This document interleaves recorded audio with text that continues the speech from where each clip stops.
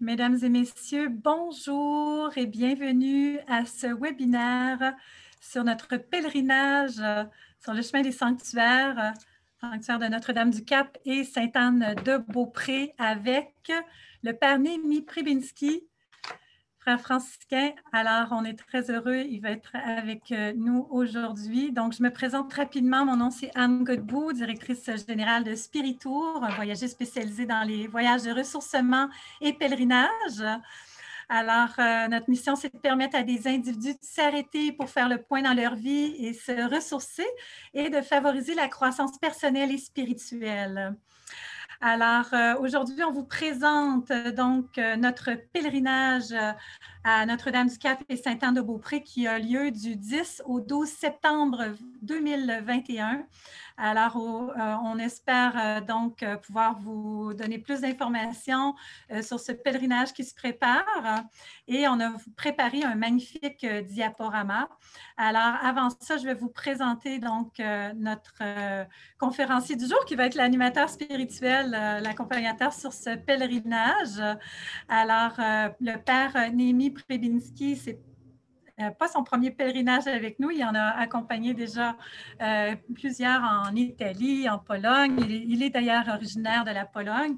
Il a obtenu sa maîtrise en théologie à l'Académie pontificale de Cracovie. Il s'est spécialisé en homilétique et en informatique. Il est aussi photographe passionné. Les franciscains depuis 87 et prêtre depuis 94. Il a travaillé dans les paroisses comme prédicateur de retraite et dans les écoles comme catéchète. Pendant une quinzaine d'années, il a été missionnaire à Madagascar et l'île Maurice. Puis en 2009, il est arrivé au Canada. Il anime des récollections, des retraites. Il est directeur du Centre Frédéric Janson et responsable de la communauté franciscaine de Montréal. Alors, Père Néhémie, merci d'être avec nous. Bonjour. Je vous laisse nous dire quelques mots. Peut-être qu'est-ce qui vous a motivé à accompagner ce pèlerinage. Je vous invite à ouvrir votre caméra et votre micro. J'espère que ça fonctionne, tout le monde Oui. me voit. Bon, alors, bonjour à toi, Anne, et aussi à tous les participants de cette rencontre virtuelle.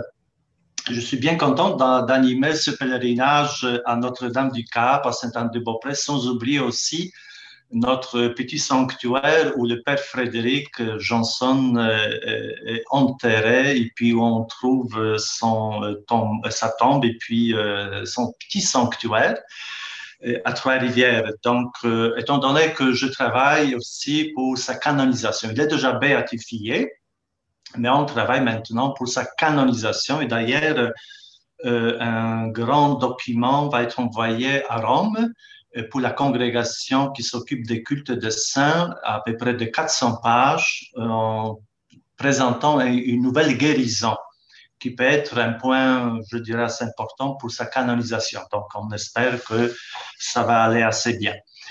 Alors, quand je m'occupe de la direction de ce centre du Père Frédéric, on travaille en collaboration avec les Pères Oblats, qui sont gardiens du sanctuaire de Notre-Dame du Cap.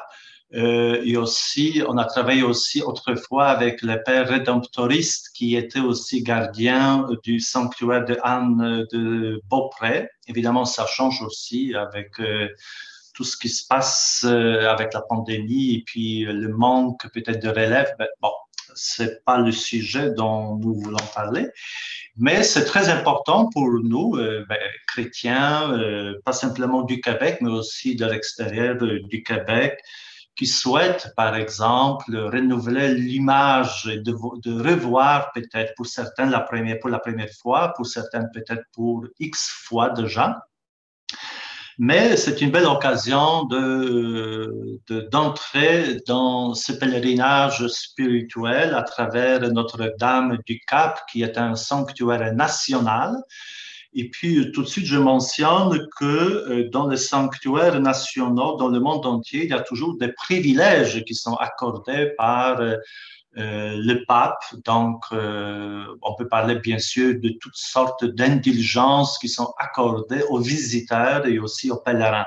Donc, on va en profiter, bien sûr, pendant ce voyage pour se baigner, bon, je dirais, dans le cœur de Marie, tout d'abord à Sainte-Anne-de-Beaupré, de comprendre son rôle dans le salut. Et puis, évidemment, il y aura aussi des conférences, ou si vous voulez, aussi des moments de réflexion, de partage biblique pendant le chemin et aussi sur place. Évidemment, il y aura aussi des visites guidées, que ce soit à Cap de la Madeleine ou chez les franciscains à Trois-Rivières ou à Québec ou à Sainte-Anne-de-Beaupré. Donc, c'est un programme qui va être très riche pour nourrir notre âme et puis pour avoir un nouveau regard aussi un peu renouvelé de la théologie mariale.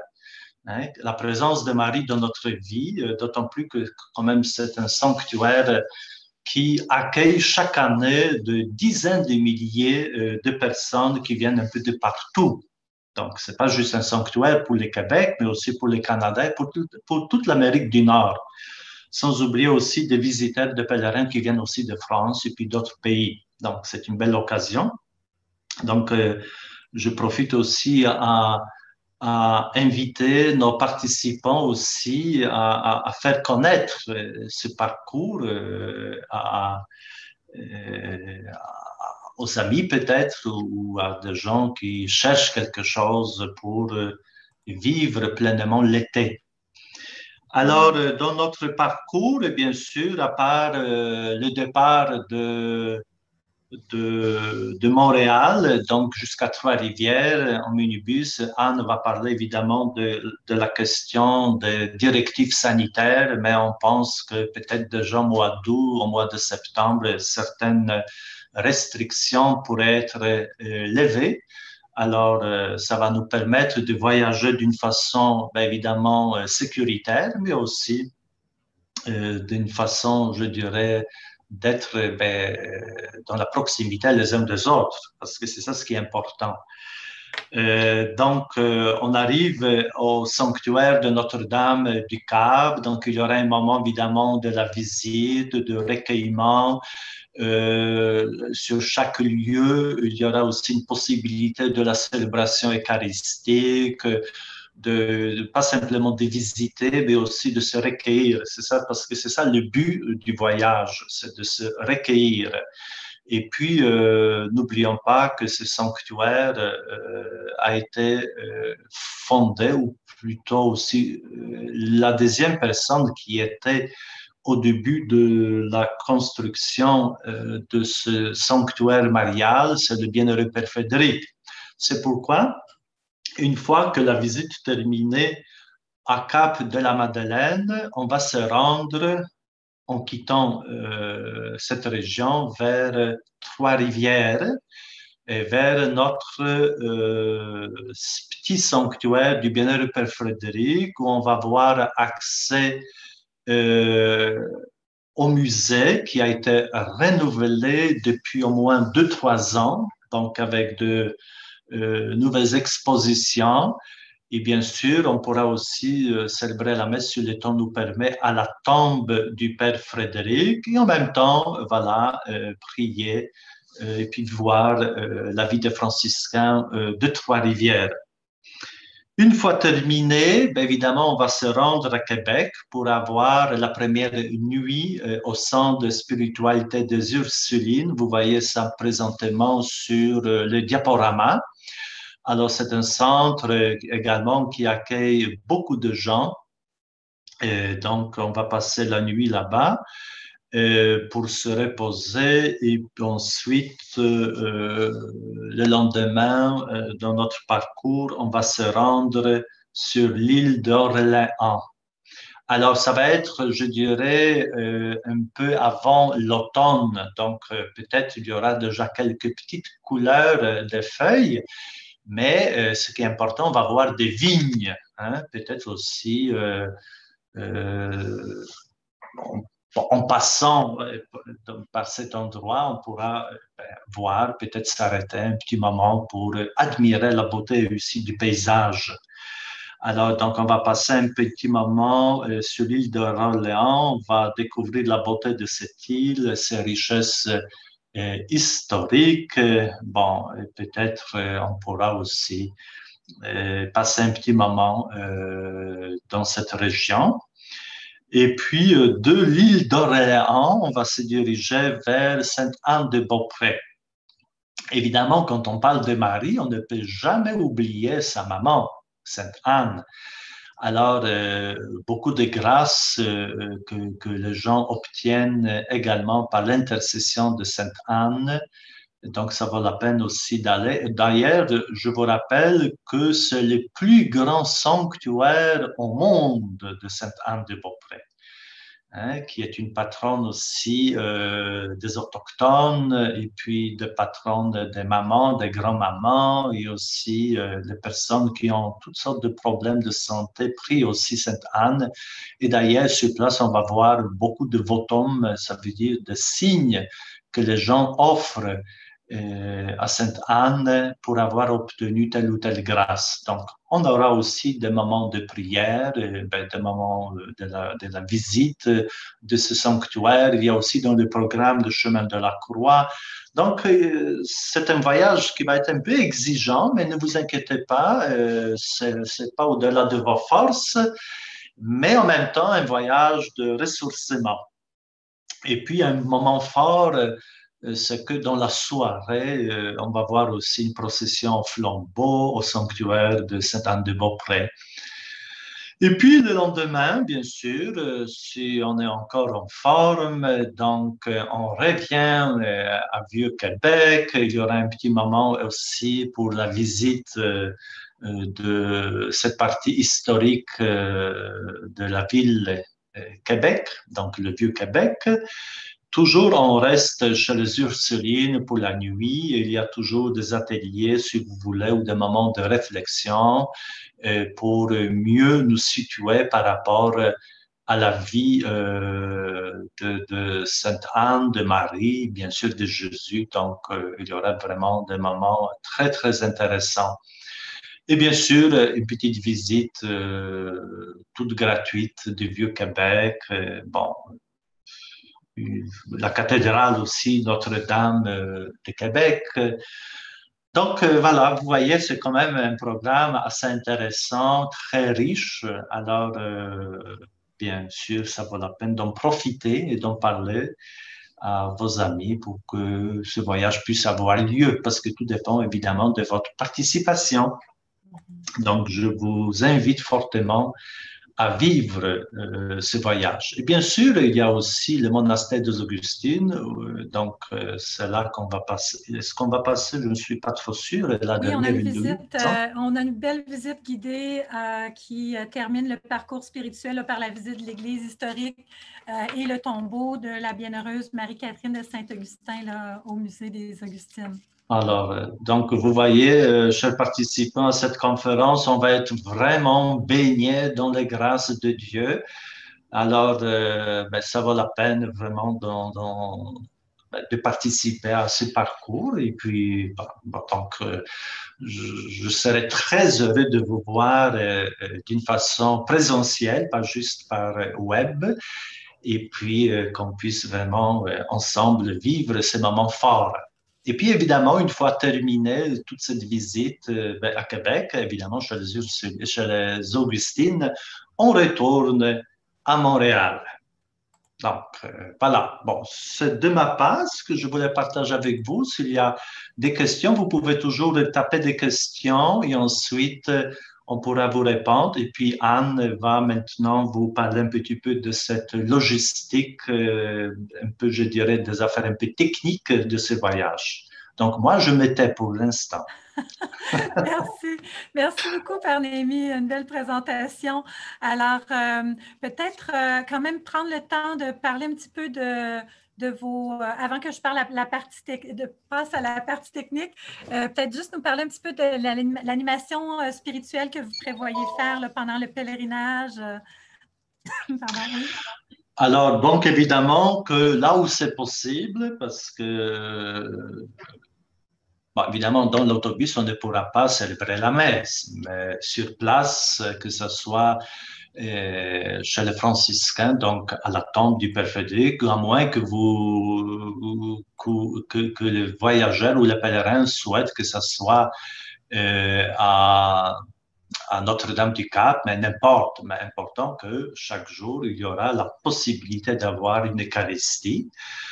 Donc, évidemment, le moment très privilégié. Ensuite, pendant le parcours, étant donné qu'on va passer un petit moment quand même dans l'autobus ou des minibus, donc on aura aussi l'occasion d'entendre, je dirais, quelques exposés que je vais préparer sur Marie. Donc, quand je mentionnais déjà tout à l'heure, donc un nouveau regard sur Marie, hein, un nouveau regard aussi sur la nouvelle théologie de la présence de Marie dans notre vie chrétienne, dans notre vie familiale. Ensuite, autour de Sainte Anne, donc quelques réflexions, je dirais, bibliques.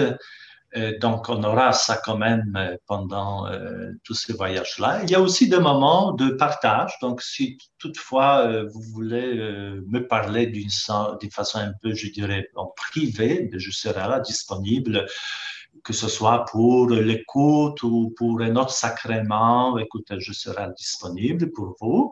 On va voir aussi des moments, évidemment, que ce soit les processions au flambeau à Saint-Anne-de-Beaupré, ou aussi pendant tous les voyages, les moments de réflexion et aussi moments de prière. Donc, prière personnelle, mais aussi nous pouvons prier ensemble le chapelet médité. Donc, on va avoir quand même assez de ressources pour que ces 3 jours passent dans un climat complètement différent que le quotidien. Voilà, un peu gris-gris, hein, et puis gris dans le sens un peu de grisaille, grisaille qu'on a un peu.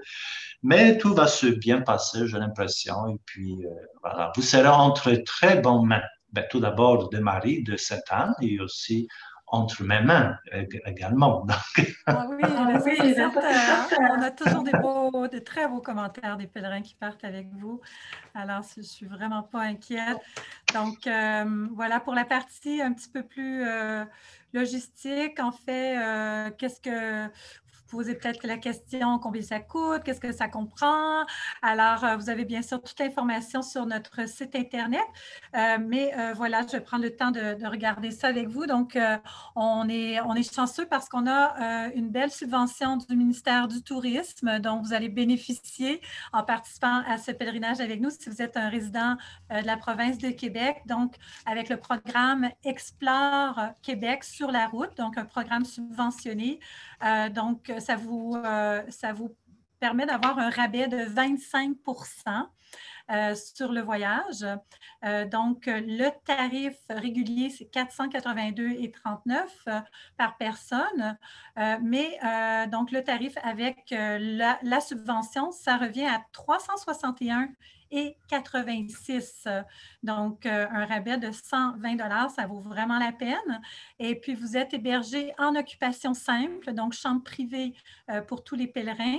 Il peut y avoir peut-être des chambres doubles si vous êtes en couple là, sur demande, mais sinon, tout le monde est hébergé en chambre simple avec une salle de bain, partagée. Et puis, vous allez être vraiment bien hébergé là, chez les Ursulines. Vous avez le transport c'est un minibus 21 passagers avec le respect, bien sûr, des mesures sanitaires. Donc, l'autobus ne sera pas plein. C'est à moins, bon, c'est sûr, ça va évoluer d'ici le mois de septembre. Peut-être qu'on pourra accueillir plus de monde, mais normalement, avec un 21 passagers, donc chaque groupe de 2 sièges, c'est pour soit un couple ou une personne qui a les 2 sièges. Et bien sûr, vous devez porter votre masque en tout temps durant les transports, mais encore là, ça peut évoluer d'ici le mois de septembre. Donc, le transport est inclus, l'hébergement en occupation simple en maison religieuse. Ensuite, vous avez les 2 petits déjeuners inclus, donc chez les Ursulines. Il y a un souper d'inclus. Toutes les visites qui sont prévues à l'horaire dont on vous a parlé tout à l'heure, et puis les services d'un animateur spirituel et d'un chauffeur guide également. Toutes les taxes sont incluses. et aussi le FICAV, c'est le Fonds d'indemnisation des clients des agents de voyage qui présentement, c'est une protection financière gratuite qui est offerte par l'Office de protection du consommateur chaque fois que vous faites affaire avec une agence de voyage. Donc, vous bénéficiez de cette protection-là qui vous protège si jamais l'agence de voyage faisait faillite ou un des prestataires ou une compagnie aérienne, mais dans ce cas-là, on ne prend pas l'avion. Donc, vous êtes protégé, votre argent est protégé, vous êtes remboursé si les services n'étaient pas rendus. Voilà. Ensuite, qu'est-ce qu'il y a d'autre à dire? Donc, le minimum de participants, c'est 15 personnes.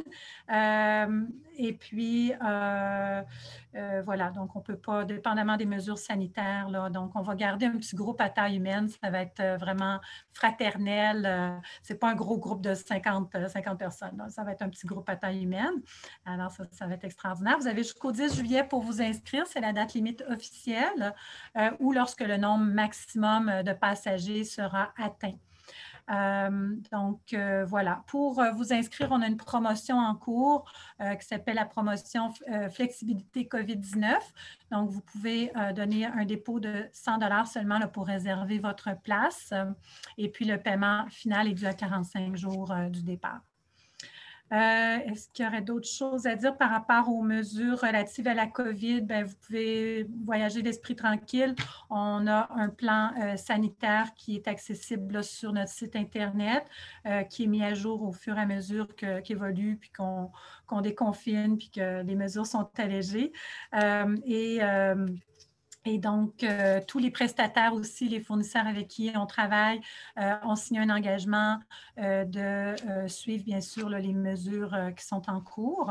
Et puis, si pour des raisons de force majeure, le voyage devait être suspendu, donc on se réserve le droit de reporter à une date ultérieure si le voyage était déjà confirmé. Et puis, à ce moment-là, Spiritour émet un crédit voyage pour votre dépôt qui est valide jusqu'à 24 mois pour un autre voyage de votre choix.